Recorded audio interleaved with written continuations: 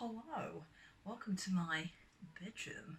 I'm on the bed and I'm here today with my first ever Instagram video, IGTV, blah blah, video. Yeah, that's what I said, to share with you, my friends, my birth story. That was the baby being born, if you didn't work that out already.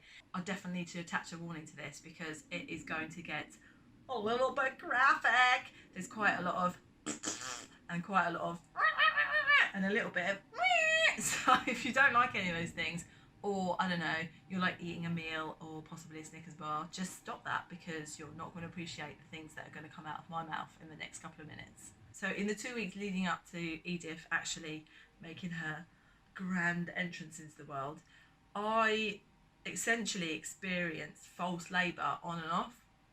So it was always at night time, normally between midnight and 4 a.m, where I'd wake up with what I thought was a contraction and then, you know, be like, oh my God, this is it, it's happening, and anticipate going into labour, but then nothing progressing. And in fact, the contractions, or I don't think they were contractions in retrospect, but whatever they were, cramps, not actually getting more intense or in just being really random, like the timing was all over the place, whatever. And then by 4 a.m, they'd just die off and I'd be left like, oh, please, not another fucking day of feeling like this. Because by the end of this pregnancy, oh mate, I was so over it. I just felt huge, I was exhausted, I'd lost so much sleep from this weird false labour thing happening. Oliver had been a nightmare of his sleep too, so we'd been having like 5 a.m. wake-ups. I was just over it, I really was. And the thing is as well, with Oliver, he came 10 days early, and with so much of the pregnancy and the labour, I couldn't help but just compare it to what I'd experienced with him, because that was my only point of reference. So I did it all the time and it drove me fucking mad, because it would be like, I'm 39 weeks now, he was here by this point, I'm 39 weeks plus 1, he was here by this point, which is just stupid, because it probably, well, it definitely made me just get myself into more of a tears about the fact that she wasn't here. Get into a tears? When have I ever used that expression? I'm just very nervous. Yeah, so come 39 plus 6, I was going to say 7, but then that's 40 weeks, isn't it? So come 39 plus 6, she wasn't here, and she didn't seem to be showing any signs of being here. And I'd been doing all of the shit that you're supposed to do to get the baby come in. I was necking bloody fucking pints of that raspberry leaf tea. I've been taking the evening primrose oil, both orally and vaginally. Absolutely gross. Been smashing down the dates, been walking for about 5 friggin' miles a day, doing the massage, pretty much injecting Clary stage, but none of it seemed to be making any difference. That was on the Sunday. Same thing happened again with the false start of the contractions thing. Woke up at 12, but you know what, I was just so over it by this point. It had happened so many times that I didn't get up. I just lay in bed and tried to sleep through it, which I did. Stopped again at exactly 4 a.m. So weird, it was like the exact same period of time every night, but hey, that was just my body. Then woke up in the morning, went to the loo, had a little wee-wee and a wipe, and lo and behold, there was some blood on their tissue, which was just really exciting, because it was like, oh my God, is this it, is this it? Went downstairs, had some breakfast with Rob, he was supposed to be going off to work, had our breakfast, and then got up from the dining table, and I had left behind a little present on the seat in the form of what I think now was probably the bloody show. I got that bloody show. So we decided this is probably happening now. Rob didn't go to work, shipped Oliver off to nursery, and then just strapped in for whatever was going to come for the rest of the day. So that happened, and then after a couple of hours, there was no movement. I wasn't having any cramping, anything. So I went down for a nap in the living room, and at 2:30, I woke up with my very first contraction.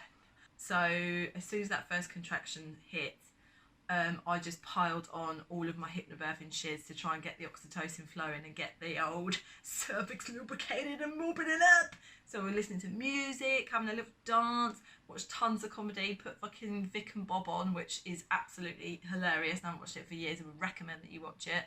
I was bouncing on the birthing ball, did some yoga, listening to my hypnobirthing tracks, doing some visualizations, some positive affirmations, visualizations and positive affirmations. all that shit. Like, I just love that shit, and I really think it helps to get things moving when you're at that stage.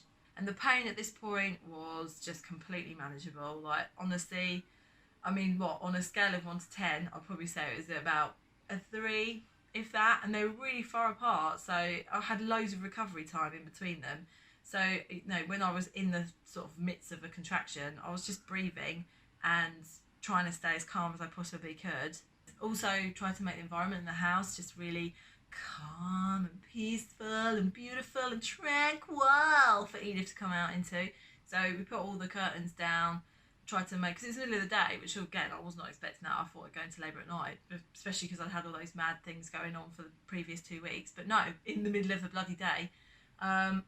So yeah, we were trying to make the environment like nice and calm. So we put the blinds down. I had just little fairy lights in every room.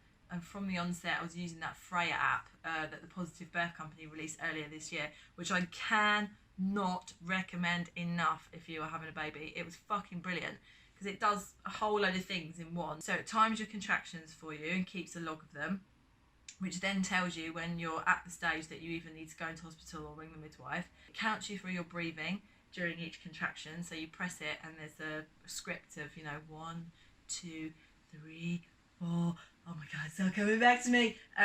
Yeah, and that's fantastic because I found as well with like Oliver too, you just really lose track of where your breathing is when you're trying to concentrate on it not hurting.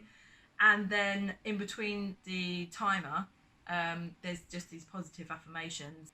So I just think it's just such an amazing tool because I used it the whole way through, from that first contraction all the way through to when I started pushing. And then when I started pushing, I went out the window because it all just kind of got a bit too much. And to be honest, I didn't have fucking time to breathe, let alone be listening to something. So after about 4 hours, the contractions have got much closer together. They were getting more intense, but still, they weren't overwhelming at all. I could totally just breathe through them and be fine. And I was, you know, moving around loads, still really active, just felt quite, well, energised, I suppose. I was really excited that I felt like I was going to meet Edith finally for the first time. And we sort of were getting to that stage with where we were having the 3, I say we because I totally include Rob in this, like he was such a massive part of this labour. So I can't talk about it without saying we because, yeah, fair enough, my vag did the work, but Jesus, did he support me through it. He was absolutely amazing. So we rang midwife and my midwife wasn't on call. It was someone that we'd never met before. So she turns up and she comes into the living room and immediately the whole atmosphere in the room just changed. So yeah, she came in, had a look through my book, read my birth plan, and in my birth plan I had stipulated that I did not want any vaginal examinations just because, you know, from everything I read and with the hypnobirthing stuff, it sort of advises against them because it can slow things down.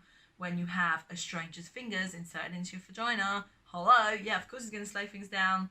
I mean, I do say that. I have had many strangers' fingers in my vagina, but that's another story and a different circumstance. But in labour, no thanks. But it seemed to like piss her off a little bit that I'd refused that, and she made a comment about it and said, this is kind of like normal procedure to do this, but I wasn't having any of it. I've done my research, sweetheart, I will decline. And then she asked me to lie down to listen to the baby. Now, I don't remember that happening at all in my last labour. I think pretty much whatever position you're in, really, the midwife should be able to listen to the baby. But she was quite adamant that she wanted me to lie down. So the pain wasn't too much at this point, so I complied reluctantly. And I did lie down, but I said, if I have a contraction, I'm getting up because there's no fucking way that I'm enduring a whole contraction on my back. Just trust me, that shit is painful. And then she rustles around in her bag and pulls out like this mad instrument that I can only really compare to like some sort of wooden medieval trumpet. It was like this was like this long. It was huge with a big thing at the end. And I was like, what the fuck is that? And she kind of went and listens to the baby with it. I mean, just use one of those things that every single other midwife in the 21st century uses, yeah? So she listened to the baby, checked me out, we were all fine. And then she just went and sat back down and didn't say anything. So I made my way to the kitchen and was like, made him come in and then said to him, fucking sort it out, make her leave. I don't want her here. She's absolutely wigging me out. And we've been timing the contractions at this point as well. Like, we're still timing them. So they've gone from 6 minutes apart to 12 minutes apart. simply by her sort of strangeness entering the room. So he went and spoke to her on my behalf and just said, are you staying? Are you going? What you doing? And she actually said, I need to go and have some dinner. So I'm going to go home for a minute. It's like, all right, see you later then, fucking get out. So she left. So then I had to work really hard to ramp those contractions back up. So I had my little routine by this point to get things going. I'd do a whole lap of the downstairs, then stomp up the stairs up to here, sit on my birthing ball, and build through aggressively. And then normally when I was on the birthing ball, I would start it. I could feel it starting to build up again. So I did that like on repeat, trying to build up the contractions, and it did work. Once those contractions were coming thick and fast, Jay's Louise, they were strong, like really, really intense. Especially towards the end, it was weird. It was like, it does definitely feel like a surge. A contraction, I mean, I don't even know how to translate that into a sensation, but a surge makes much more sense. So it's like a building up like that, and then it kind of gets to a level where it's like, fucking hell, I can't take it, and then it just subsides back down again. But the subsiding back down was taking ages, and at the very bottom of it, I would just have like really intense pain on my back. So I was using the TENS machine throughout all of this. I hadn't had anything else, so I was all over that, on that bloody buzzer with it, like I was on Family Fortunes. And then I think at probably 11 p.m, just something shifted. So going from having a break in between the contractions, suddenly it felt like I had no fucking break at all. They were really, really long, these contractions. So we rang the midwife again, who was half an hour away. But she was making her way, so that was fine. I asked her if I could get in the pool at this point, and she said no, probably not, because it might slow things down. Now, in retrospect, I wish I hadn't listened to her, because I think I was transitioning at that point. So I was going from that first stage, fully dilated, and then transitioning to about to start to push. And if I'd actually gone with my instinct and just got in the water, then I would have got to have had a water birth, which unfortunately I didn't. But then equally, as you will find out in about 30 seconds, it might not have been the best idea for me to be in the water with what went on with my bumhole. Midwife arrives, and this bit is real hazy. Like, I would just remember feeling a lot of pain, and it was kind of continuous. There wasn't really any let up. So all sorts of noises were coming out of me. The cow most definitely made an appearance. You know that one. Like that. Oh my God. Doing a bit of the old...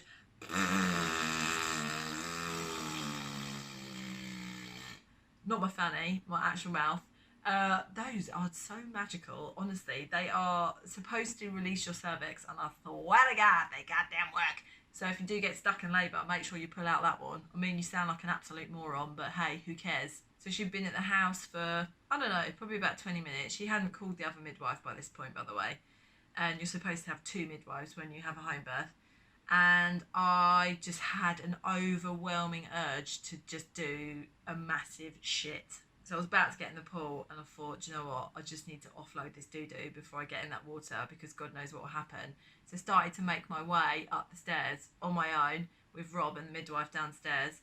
Got halfway up the stairs, and just the biggest bloody surge hit me ever. So I was gripped onto the stairs like, that was kind of a lot of the noises that I made. Like, they had like a real kind of in line with what was happening to my body, I guess. So I made it to the top of the stairs after what felt like a very, very long contraction. Got to the toilet, sat on the toilet, was spread-eagled on the toilet, like proper like, meh, like that. And then just had the most overwhelming urge to push. Like, it's taken over my whole body, and I call out to Rob, I think the baby's coming! So he like runs upstairs and comes and stands in front of me, and I'm holding on to him, and I'm just bearing down so badly, and I can really feel the weight now of my cervix. Like, I can feel it properly opened up, and the head is pushing down like fucking hell. It's such a mad sensation, and just the force of what my body was doing made me start to do these mad dry heaves. So Rob calls the midwife like, I think the baby's coming now. I'm still on the toilet going like that, like no sick was coming out. I was just making absolute exorcist noises. She runs up the stairs and just grabs Oliver's stool that he uses to brush his teeth and like turns it upside down and gives it to me as a sort of sick bucket. The position I was in did not feel right, like it just wasn't comfortable at all. In fact, it was making the pain 10 times worse. So I needed to flip over and be bent over forward again like I had been for the rest of the contractions. I'm like, Rob, you need to flip me over, whilst like that, and fucking shit spouting out my bum from this uber hot curry that I'd foolishly decided to eat. So Rob flipped me over, bent over the toilet. My head's pretty much in the toilet with the old going on. The poo is projectile shooting out of my bum hole whilst he's trying to catch it double-handed, getting it in his hands, scooping it over my head. The midwife's there. It's pitch black because there's no frigging lights on to keep the oxytocin flowing. So she's got her phone with a torch on, shined right up my fanny. So with all this intense pushing and shitting, old Bertie, my bum friend, decides to make an appearance. Rob sees him and he's like, oh my God, no way, you need to get back in there. So puts his hand wholeheartedly on my actual anus. I know he had the best intentions, but the last thing that you need to feel when you have a human head smashing its way through your fucking cervix is your husband pushing your innards back up your anal passage. This is just like an overload of sensations for me at this stage. So I'd actually shout out, Rob, stop fingering my asshole. Edith was well and truly on her way out by this stage, and this part was just so intense and happened so quickly. In fact, she made her full exit in 17 minutes flat. But honestly, it felt like a fucking lifetime because I felt every single millimetre of her coming out of me. Like, so whereas Oliver had been really slow with him, I could feel him sort of coming down and then coming up and then coming down. And he made his way out dead slowly, but she was like a fucking steam train, just right out there. I hardly had time to breathe with her. Rob actually had to say to me, Victoria, you need to breathe, because it looked like I was going to pass out. I was just holding my breath as I was pushing down. Really, really hazy at this point because she just came out so bloody quickly. So it was like this overwhelming, intense sensation. And then bang, her head was like there in between my legs, like, wow, hello. Just to add that the second midwife wasn't even here for any of this shit going on. She hadn't arrived because old first midwife hadn't bloody called her in time. So she was on the front door ringing the flipping doorbell and ringing old midwife's phone whilst I was like actually had a human head hanging between my legs. So yeah, one more little push and then she just slid out because obviously her massive head had done the damage and made the way, paved the way for her slippery little body to just out of me. Then the midwife picked her up, gave her a little rub, handed her to me, and I had my little baby girl in my arms for the first time, a moment that I had been waiting for so long, and it was absolutely amazing meeting her for the first time. It's so weird having carried a child for 9 months inside you to then suddenly just have them in your arms and they're this little warm creature that's breathing and making noises and looking around. It just blows my mind, but I'm definitely not having it anymore. So baby's out, she's in my arms, we're having a little cuddle. It's all very beautiful and lovely and magical, and I'm all like, oh my God, you're so beautiful. And she's looking at me like, well, I don't know who the hell you are, but you look okay. And then the second midwife comes upstairs and we put some light, or rather shine some light on the situation before us. Now, have you ever seen Saw? Because it was kind of like that. It was like Saw, but with poo. Lots of poo everywhere. So much poo, in fact, that I was wearing poo shoes. That's right, I had actual brown feet. It was mental. There was shit everywhere. I mean, you'd never seen anything like it, and the smell was absolutely horrendous. Fucking hot curry the early in the day before. Even the midwife had it all over her bloody tunic thing. I had it on my forehead, up my arm, and then Rob held Edith and she did a massive shit. So yeah, just the whole bathroom was just covered in poo and blood. Birth is so beautiful. It is so magical and so beautiful. Delivered the placenta, like I delivered this placenta really easily. Again, I mean, it just fucking slopped out of me, I'm not gonna lie, into a tray, no less. My favourite part about the placenta is being asked to inspect it as if you fucking know what you're looking at. I mean, I've never seen a placenta. I saw Oliver's placenta, but Does it mean anything to me? No, but you still have to check it. So it is presented to you and you have to say, yep, okay, that's fine. And then off it goes. And then they have to assess the damage. With both Oliver and Edith, I had a 2nd degree tear, which isn't like the worst of the tears, but it's still a tear nonetheless. And they decided that actually they couldn't stitch me up at home, which was a bit annoying because obviously, you know, I had a home birth because I didn't want to be in hospital, blah, blah, blah. But ultimately, I also didn't want to be left with a flipping suitcase of a vagina. So I went into hospital to have my stitches. I don't want to do the whole like scaremongering thing of, oh my God, it's so painful, la, la, la, la, la. But for me, labour, yeah, it's painful, but there's an end to it. So you can just get through it. That's how I sort of deal with it. That I'm always thinking, well, this is not going to last forever. But the stitches afterwards, for me, that is the worst part of the whole process. Probably because your minge has already taken an absolute battering and then they're getting the bloody needle and thread out and doing a bit of cross stitch on it. It is not comfortable. So we were in the birth centre for this and, you know, up in the old stirrups and everything, woman was working her way through it, like really going at it, and fuck me, the pain. Oh, jeez Louise. I said a lot of profanities, so much so that afterwards the really lovely nurse said to me, Victoria, I have never heard such dirty words come out of such a pretty mouth, which I think that is just beautiful. I really do. It really fucking hurt, I'm not gonna lie. But again, I just tried to breathe through it, not particularly successfully, and called everyone a cunt in the room. So you win some, you lose some. She was born at 1:30, and by the time we'd done the hospital trip and had the stitches and la la la, we weren't actually discharged until I think it was about 6:30, which is a bit annoying because it was like really long out after this lovely, lovely shitty birth. But then we got home, had a cup of tea, had some toast, got into bed together, had a little snuggle, and then we all went to sleep and woke up about 5 p.m.